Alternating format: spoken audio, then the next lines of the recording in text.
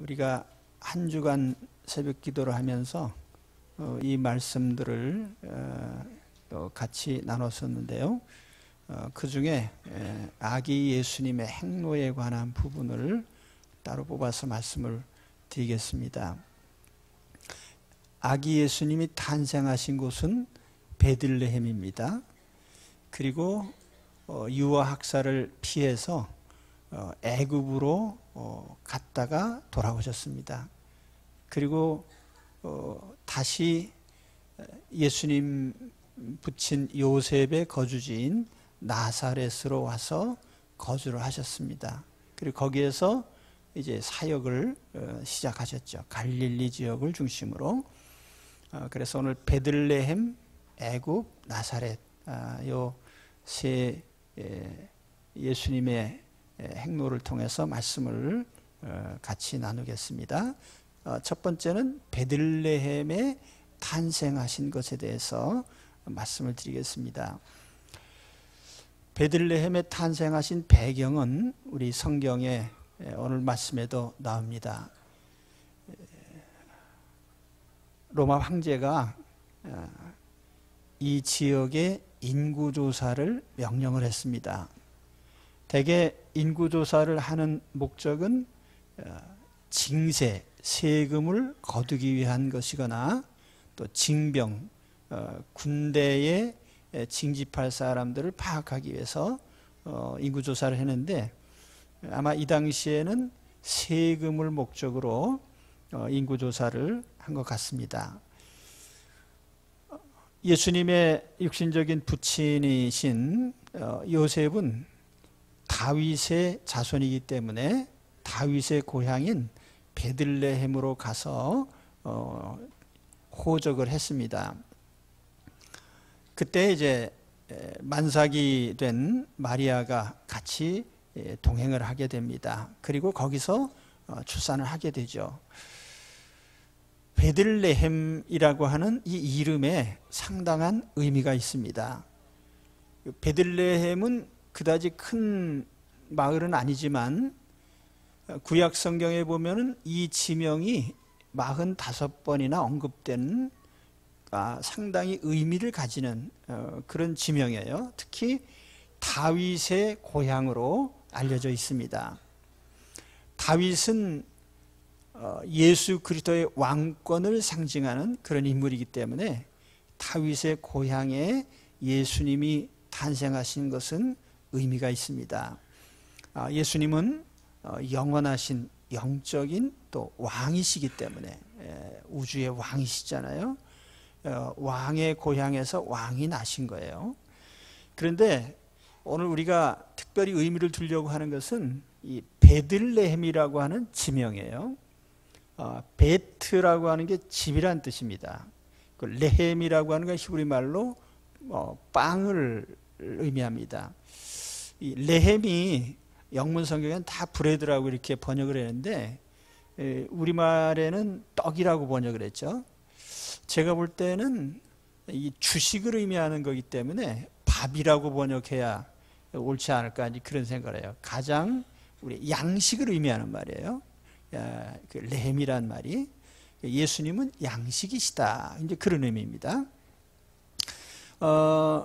예수님은 요한복음 6장 47절에 자기 자신이 생명의 떡이다 이렇게 말씀하셨어요. 진실로 진실로 너희에게 이르노니 믿는 자는 영생을 가졌나니 내가 곧 생명의 떡이니라.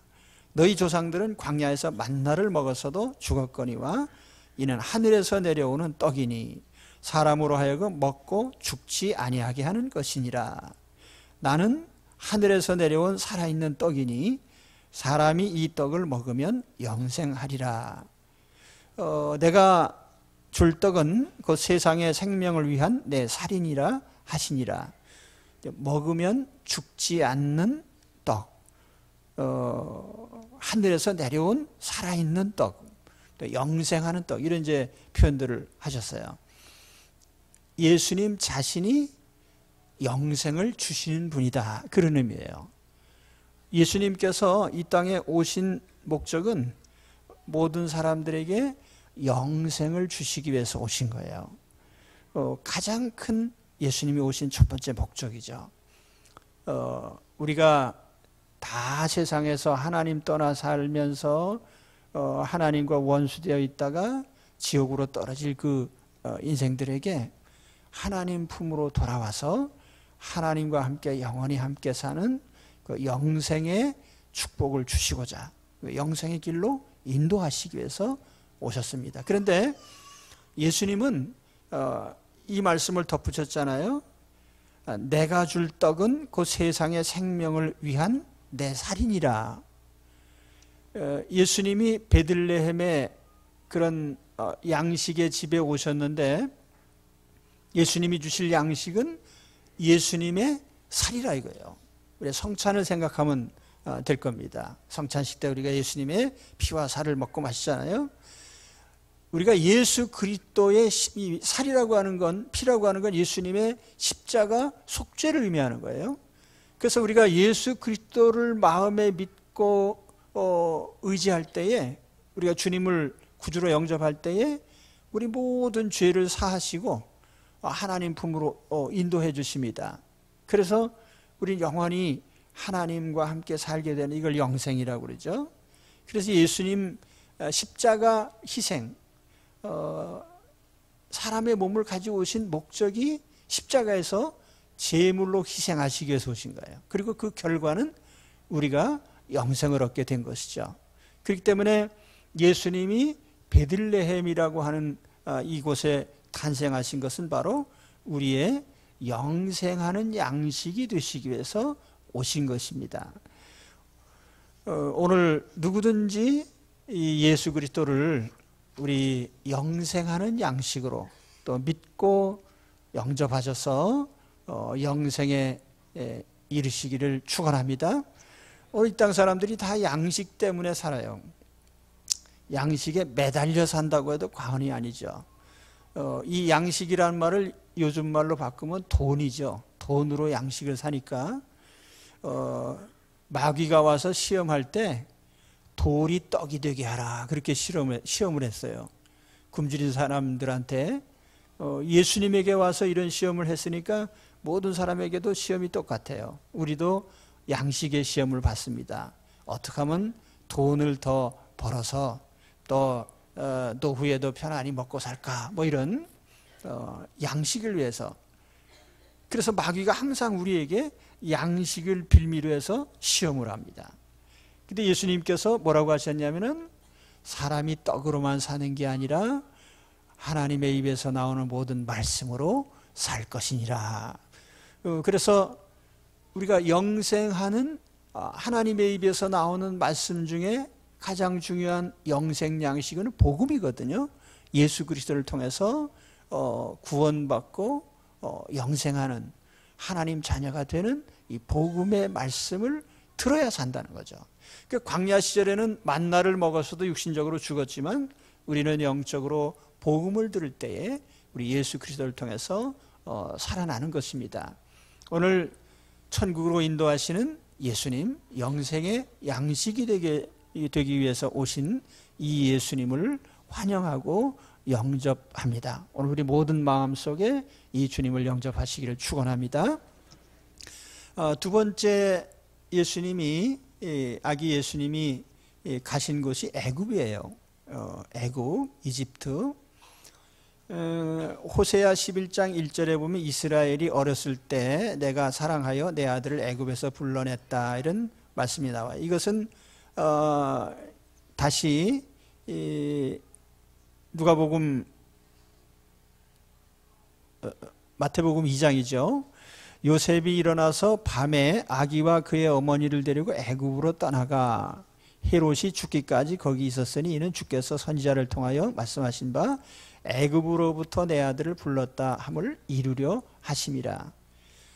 애굽으로 가셨다가 애굽에서 나오셨어요. 과거 이스라엘 백성들은 야곱 자손 70여 명이 흉년을 피하기 위해서 애굽으로 갔습니다. 그래서 애굽에서 400년간 거주하는 동안에 큰 민족이 됐어요. 그런데 그 요셉을 알던 애굽 왕이 죽고 그 다음에 파라오가 세워지면서 이제 이스라엘을 노예로 부려먹게 된 겁니다. 네, 자기네 본토인보다 숫자가 압도적으로 늘어나니까 이제 노예로 제압을 한 것이죠. 그래서 이스라엘 사람들이 노예로 있을 때에 하나님께서 모세를 일으키셔서 모세를 통해서 이스라엘 백성들을 인도해냅니다. 이 모세가 예수님을 상징하는 인물이에요. 모세 역시 어렸을 때 이 유아가 학살당하는 그런 상황에서 나일강에 버렸거든요. 그런데 또 역설적으로 공주가 데려다 길러서 양자를 삼는 바람에 파라오의 아들이 됐어요. 그러니까 그 파라오의 왕실에서 자라서 메시아가 된 거예요. 요셉이 이스라엘 민족을 구원하는. 그래서 이스라엘 민족이 이제 애굽에서 나오게 되는데 아기 예수님이 애굽에 내려가셨다는 건 상징적으로 굉장히 큰 의미가 있습니다. 출애굽의 가장 큰 결정적 사건이 뭐였냐면 유월절 사건이거든요. 9가지 재앙이 내려질 때까지 이 파라오가 이스라엘 사람들을 놔주질 않았어요. 그렇죠? 온 애굽 땅에 피의 재앙을 내리고 개구리 재앙을 내리고 이, 파리, 온역, 독종 이런 흑암, 장자, 메뚜기 이런 여러 재앙을 내렸는데 그래도 파라오가 안 풀어줬어요. 그런데 마지막 결정타가 뭐였냐면은 마지막 날 장자 심판이에요. 그래서 그 애굽의 장자들이 다 죽임당하는데 장자가 죽었다는 것은요, 장자는 대표권을 의미하기 때문에 애굽 사람 다 죽었다 그 말이에요. 그런데 애굽의 장자가 죽는 그날에 이스라엘 백성들 장막에는 한 사람도 안 죽었어요. 근데 그렇게 된 이유가 뭐냐면 어린 양을 잡아서 그 피를 문 좌우 문 기둥이 있잖아요. 그리고 문 위에, 문틀 위에, 그래서 밖으로 이렇게 피를 바르게 했습니다. 그래서 어린 양의 피가 묻어있는 그 집에는 죽음의 사자가 들어가지 않는, 천사들이 가서 죽게 하지 않겠다. 그 심판이 그 어린 양의 피가 있는 집을 피해 갔습니다. 이것이 바로 이제 신약 요한복음에 보면 세례 요한이 예수님을 소개할 때 봐라, 세상 죄를 지고 가는 하나님의 어린 양이다. 그 어린 양이라고 하는 그 표현이 바로 제물, 그 어린 양이 죽음으로써 모든 사망의 심판이 다 그냥 지나가 버렸어요. 그래서 영어로 표현할 땐 유월절을 패스오버라고 합니다. 패스오버, 그냥 통과해 버렸다, 지나가 버렸다. 그 유월절에 모든 죽음 심판이 이스라엘 집을 그냥 통과해서 지나가 버렸는데 그 이유는 어린 양의 피 때문에. 그러나 이 결정타 때문에 파라오의 아들을 비롯해서 애굽의 장자들이 다 죽었어요. 그래서 이제 파라오가 손을 들게 되는 거죠. 야, 너희는 이제 떠나라. 이것이 바로 영적으로 보면은 마귀로부터 하나님의 백성을 구원하는 구원의 계기가 된 것입니다. 바로가 상징하는 것은 사탄이죠. 마귀. 애굽이라는 땅은 이 세상을 상징합니다.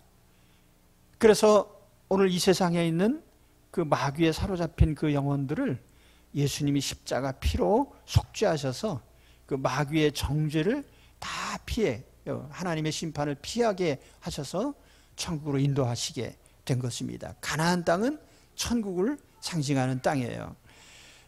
그래서 예수님은 이렇게 애굽에 내려가신 것이 유월절 양이 되시기 위해서, 대속물이 되기 위해서, 그리고 그 결과로 이스라엘 백성은 구원을 받게 되는 거죠.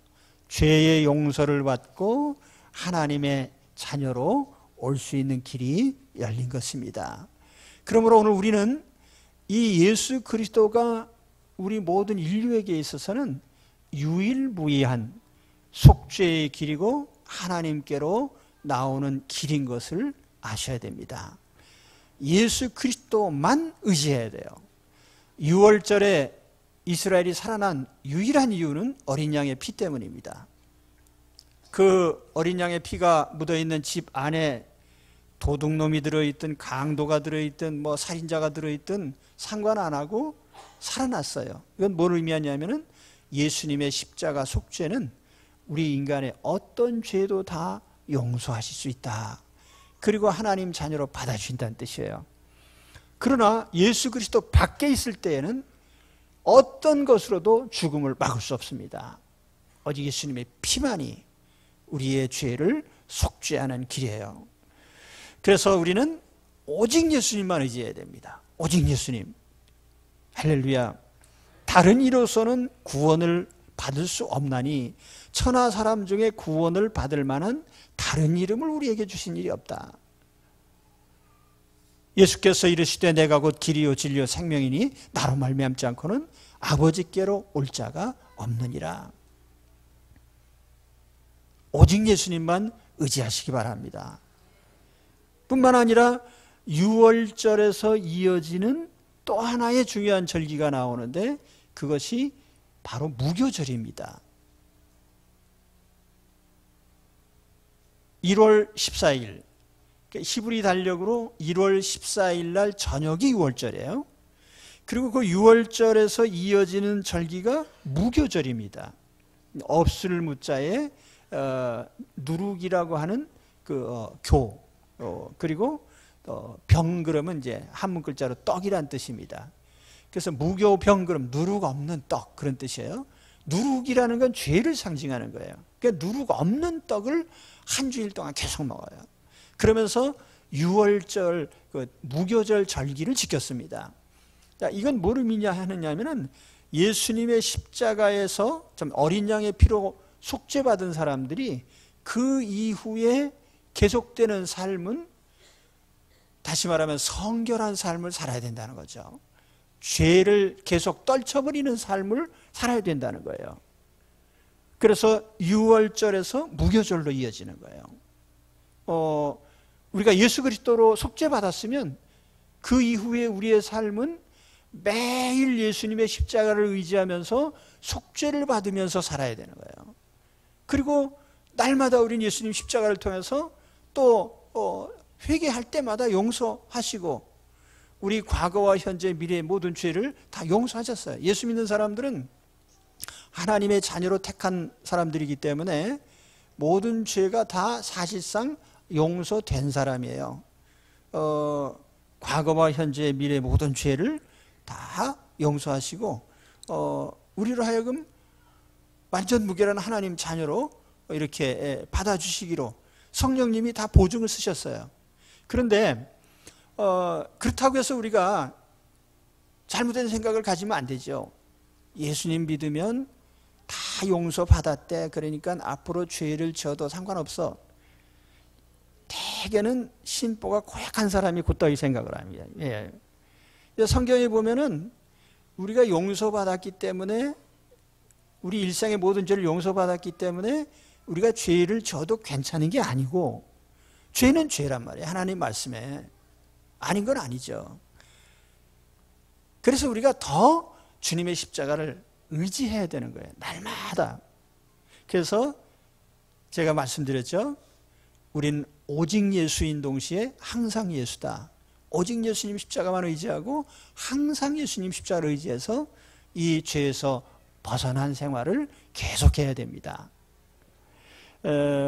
매일매일 십자가 의지해서 죄를 회개하고 또 성결한 삶을 이어가는 그런 그리스도인들이 되시기를 축원합니다. 세 번째 지명은 나사렛이라고 하는 곳이에요. 그래서 마태복음 2장 23절에 보면은 나사렛이란 동네에 가서 사니 이는 선지자로 하신 말씀에 나사렛 사람이라 칭하리라 하심을 이루려 함이로라. 예수님을 나사렛 사람이라 이렇게 불렀어요. 그러니까 예수님이 베들레헴에서 탄생하시고 애굽에 가셨다가 거주하신 곳은 이제 나사렛이에요. 그래서 나사렛에서 거주하셨기 때문에 나사렛 예수 이렇게 부르는 거예요. 예수란 이름은 유대인 중에 굉장히 많습니다. 예수, 호세아, 예수와 다 구원이란 뜻입니다.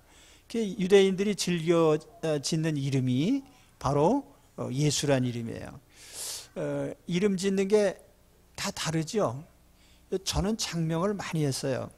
우리 성도님들이 우리 아기 이름 좀 줘주세요. 그럼 제가 또 이렇게 이름 줘주고, 제가 이름 붙인 우리 손주들이 8명이에요. 그래서 다 이름을 제가 장명을 해가지고 붙였는데 가끔 물어봅니다.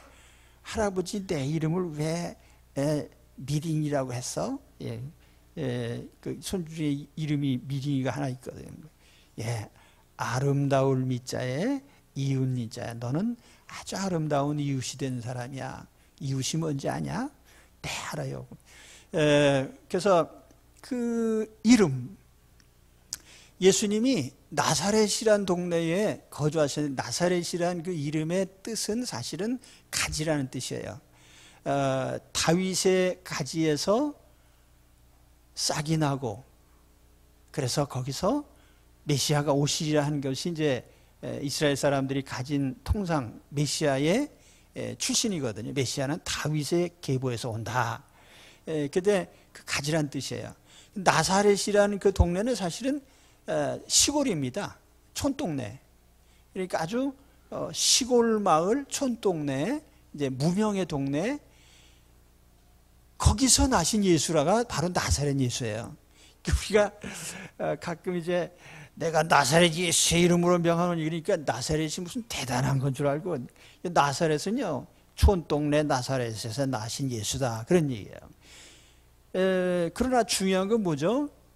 그 나사렛에서 나신 예수 외형을 보지 말고 신성을 지니신 예수 그리스도의 본성을 봐야 돼요. 이걸 찾은 사람들이 구원을 받는 거예요.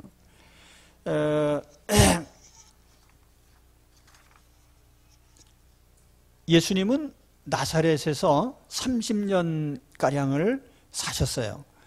그리고 33년 6개월의 지상 생애 중에 30여 년은 나사렛에서 집에서 이제 가사 일을 돌보면서 이렇게 사셨는데, 예수님 붙인 요셉의 직업이 목수죠. 그죠? 그러니까 예수님도 목수예요.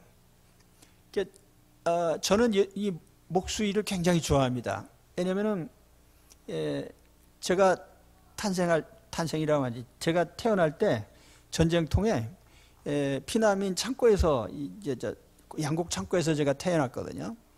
그래서 예수님보다는 상당히 우월한 장소에서, 예수님 마구간에서 나셨고 저는 창고에서 나셨는데, 마구간보다는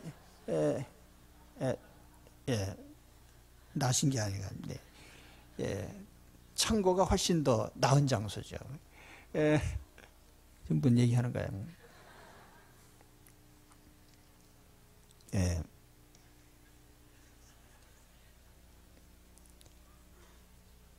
또 얘기하다 보면 생각이 나겠죠.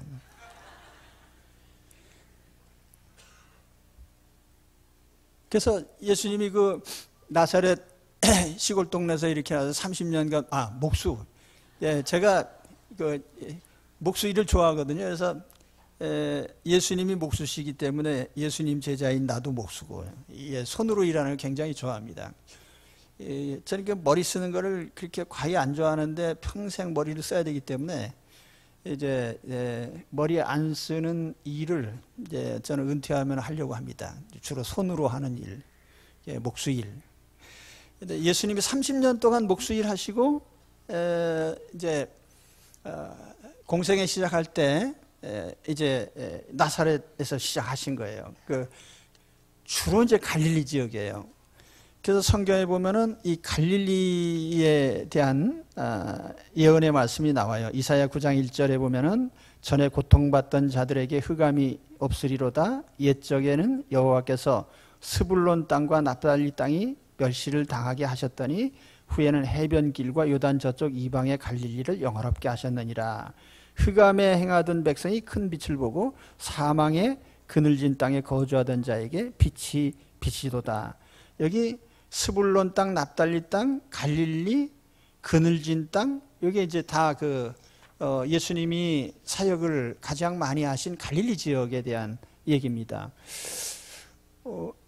예수님은 3년 반 동안 이런 공생의 구원 역사를 하셨는데 그 중에 3분의 2 정도의 기간이 다 갈릴리에서 하신 거예요. 그래서 예수님이 사역을 하신 그 중심지가 가버나움이에요. 가버나움 아시죠? 그 가버나움을 근거지로 예수님이 사역을 하셨는데, 그러나 예수님은 아버지한테 물려받은 재산이 별로 없어요. 장남이기는 한데 아버지가 목수이고 가난하기 때문에 물려받은 게 없어요. 또 그런가 하면 예수님 공생애를 사시면서도 예수님이 무슨 소유가 없으시니까 주로 이제 빈 들에서도 주무시고, 또 누가 숙소를 제공하면 주무시고, 그래서 예수님 하신 말씀이 뭡니까? 여우도 굴이 있고 공중의 새도 거처가 있는데 오직 인자는 머리 둘 곳이 없다. 그러니까 예수님이 머리 둘 곳도 없이 그렇게 사셨죠. 그런데 문제는 뭐냐 하면은 이런 예수님의 초라한 외모, 그래서 이사야 53장 2절에 보면 그는 주 앞에서 자라나기를 연한 순 같고 마른 땅에서 나는 뿌리 같아서 고운 모양도 없고 풍채도 없은즉 우리가 보기에 흠모할 만한 아름다운 것이 없도다. 요즘에는 목사도 잘생겨야 좀 인기가 있는 것 같더라고요. 근데 그쪽하고 저하고는 별 상관이 없는데, 그래서 이제 뭔가 좀 이렇게 오늘도 이제 나오는데 뭐 넥타이를 뭐 어떻게 매라고 자꾸 이렇게 거울로, 제가 대략 이렇게 하면은 약간 삐딱하고 이제 그러니까 이거 뭐 삐뚤어져도 상관없지. 넥타이 만든 놈이 나쁜 놈이지. 근데 아무튼 이게 세상 사람들 외모에 굉장히 신경 쓰잖아요. 뭐 조금이라도 외모가 흐트러질까봐. 근데 이 나사렛 동네 갈릴리 사람들이요, 예수님의 외모 때문에 다 실족해 버렸어요. 이게 상당한 의미가 있는 것 같습니다. 만일 예수님이 화려한 그런 모습으로 왕궁에 왔다면, 아니 뭐 유명 인사 중에 뭐 메시아가 나타났다면 대단히 좀 인정을 받을 텐데 그게 아니란 말이에요. 너무 보잘것없어. 나사렛 총구석 목수의 아들. 그러다 보니까 예수님이 복음을 전하실 때에 사람들이 반응이 그 기적을 일으키고 신성의 하나님 아들이 이심을 이렇게 보여줘도 보고도 안 믿는 거예요. 마태복음 13장 54절 말씀을 보니까 고향으로 돌아가서 저희 회당에서 가르치시니 저희가 놀라 가로되 이 사람의 이 지혜와 이런 능력이 어디서 났느냐? 이는 그 목수의 아들이 아니냐? 그 모친은 마리아, 그의 형제들은 야고보, 요셉, 시몬, 유다라 하지 않느냐? 그 누이들은 다 우리와 함께 있지 않느냐? 그런즉 이 사람의 이 모든 것이 어디서 나느냐 하고 예수를 배척한지라. 그러니까 예수님의 인간 예수를 몰랐더라면 차라리 믿을 수 있을 텐데, 전 나사렛 목수집 아들 그 예수인데 그게 무슨 메시아냐? 그 못 믿은 거예요. 불행한 일이죠. 그래서 예수님이 나중에 마태복음 11장 20절에 보면은 이렇게 많은 능력을 베푼 고울들이 예수님을 믿지 않고 배척하기 때문에 예수님께서 오히려 화가 나셨어요. 화 있을진저 고라시나, 화가 있을진저 베세다야, 너희에게서 행한 모든 권능을 두로와 시돈에서 행하였더라면 저희가 벌써 베옷을 입고 제에 앉아 회개하였으리라. 가버나움아, 내가 하늘에까지 높아지겠느냐? 수월에까지 낮아지리라. 내게서 행한 모든 권능을 소돔에서 행하였다면 그 성이 오늘날까지 있으리라. 차라리 소돔 성에 가서 전도했더라도 너희보다는 잘 믿을 거다. 그러니까 요즘에도 그래요. 예수님에 대해서 아무것도 모르는 사람에게 복음을 전하면 혹간 믿는 수가 있는데, 조금 뭐 아는 사람한테 전하면 아는 척하고 안 믿어요. 나도 뭐 기독교 학교 다녔는데 뭐 성경 좀 알고 뭐 옛날에 뭐 또 기독교 역사를 또 상당히 알아요. 또 사람들 가운데 보면은 여러분 우리가 예수님을 믿는 것은 우리 신앙의 대상으로서의 예수님이에요. 예수님의 어떤 인성을 지니신 인간 예수가 아니거든요. 거기서 신앙이 갈라지는 거예요. 예수님을 하나님의 아들로 인정하지 않을 때에 거기는 신앙이 있을 수가 없는 거예요. 그래서 주는 그리스도시요 살아계신 하나님의 아들입니다. 거기에 이제 그리스도라는 말은 메시아예요. 근데 살아계신 하나님의 아들이다라고 하는 부분이 신성이에요. 그래서 우리가 예수 그리스도의 신성을 못 믿으면 그럼 우리가 할 수 없는 거죠. 자, 여러분, 오늘 예수님이 오신다면 어디에 오시겠습니까? 외형의 화려함에 매료되지 마십시오. 우리는 예수님의 내면의 신성을 봐야 돼요. 제가 성막 얘기를 잠깐 해드렸는데요. 구약시대에 보면은 성막이 있어요. 하나님이 임재하여 계신 곳이에요. 맨 바깥으로는 높은 울타리가 쫙 쳐져 있어요. 동쪽으로 문이 하나 있는데 들어가면은 거기에 번제단이 있고 물두멍이 있고 성막 본 건물이 있습니다. 본 건물 안에 들어가면 가운데 휘장이 딱 쳐져 있고 휘장 앞쪽에 양쪽에 한쪽에는 진설병상, 한쪽에는 황금등대, 그리고 앞에는 분향단, 다 황금으로 만들었어요. 그리고 그 안쪽에 휘장 열고 들어가면 법궤가 놓여 있습니다. 그 지성소라 그래요. 하나님 임재하신 곳. 이 성막을 맨 밖에서 보면요, 해달의 가죽이라고 하는 거무디틱한 그 가죽으로 만든 텐트예요. 아주 보잘것없어요. 그 해달의 가죽 그 안쪽으로 보게 되면 붉은 물들인 수양 가죽이 있어요. 그리고 그 안에는 염소털로 된 앙장이 있고 그 안에 또 보면은 가늘 배실로 청색, 자색, 홍색 실로 수놓은 아름다운 천으로 덮여 있고 그 안에는 황금으로 둘러싼 조각목이 있습니다. 영어 성경에 아카시아라고 되어 있는데 조각목으로 된 나무에 황금을 입혀서 짠 그런 궤가 있습니다. 그 안에 하나님의 말씀, 하나님의 말씀이 들어있어요. 인격적인 하나님을 상징하는. 자, 그러면 밖에서 보면은 아무것도 아닌 것 같은데 안으로 들어갈수록 굉장히 값진 모습이 들어있는 성막처럼 그 예수님의 이 해달의 가죽과 같은 것은 인성을 상징하는 거예요. 예수님의 인성을 보면 뭐 인간 예수, 나사렛 예수, 초라한 예수죠. 그러나 내면으로 가본 황금, 이 황금은 신성을 상징합니다. 예수님의 신성과 진실성, 진리, 참되신 그리스도의 본성을 우리가 볼 수 있는 거죠. 그래서 우리가 예수님을 믿을 때에 그러잖아요. 빌립보서의 사도 바울이 너희가 이 마음을 품어라 곧 그리스도 예수의 마음이니. 여러분, 우리는 외형주의로 살지 말고요, 예수님처럼 내면의 그 아름다우심, 내면의 신성함, 이 예수님의 본성이에요. 그래서 오늘 우리가 신앙도 마찬가지예요. 우리가 겉으로 드러난 신앙이 있고 내면의 신앙이 있는데 우리 내면의 신앙이 중요해요. 그리고 우리 중심에 예수 그리스도가 인격적으로 우리 마음에 모시고 주님을 영접하고 주님의 뜻을 따르는 그것이 우리 삶이 되어야 됩니다.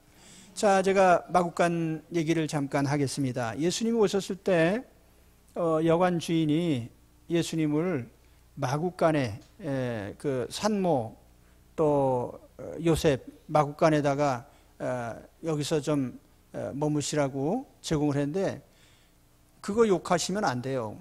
여기 계신 분 중에 이 여관 주인보다 더 예수님을 잘 대접할 사람 한 사람도 없어요. 제가 볼 때는. 맞죠? 사람들이 많은데 마국간이라도 줬으니까 얼마나 괜찮은 사람이에요. 그죠? 제가 그렇다니까요.